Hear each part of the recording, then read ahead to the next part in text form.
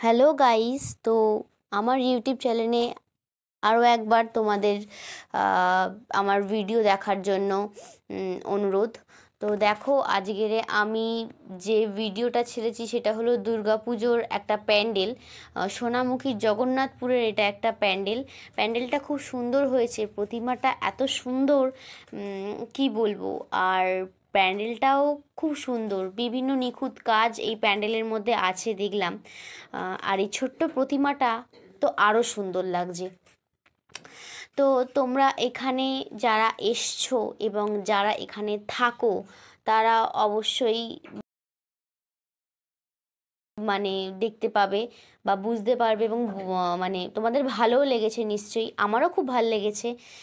তো এই প্যান্ডেলটা আমার খুব ভাল লাগলো। তো তোমরাও দেখো তোমাদের কেমন লাগলো, এবং জানিও আমায় তোমাদের কেমন লাগলো।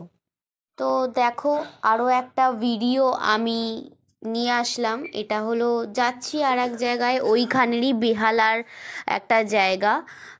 তো এটা হলো শ্মশান কালীতলা ইউথ ক্লাবের একটা মানে প্যান্ডেল। তো ওখানকার প্যান্ডেলটা খুব সুন্দর হয়। তোমরা আশা করি যারা বেহালায় গেছো তারা বুঝতে পারবে এবং দেখতে পাবে যে কত সুন্দর হয় এখানের প্যান্ডেলটা। তো আমি এই আমার ক্লিপের মধ্যে আমি এনেছি, ভিডিওর মধ্যে। বলো তোমাদের কেমন লাগলো।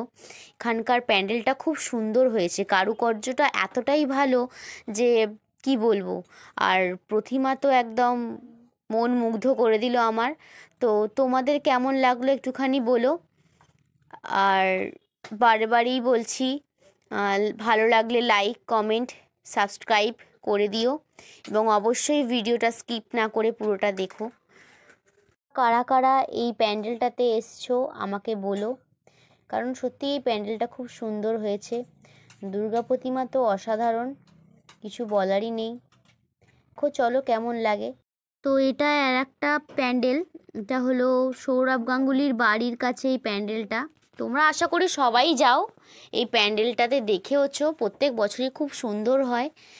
আর মানে প্রতিমা তো এত সুন্দর যে কি বলবো, প্যান্ডেলটাও খুব সুন্দর হয়। তো বলো কেমন হয়েছে ভিডিওটা।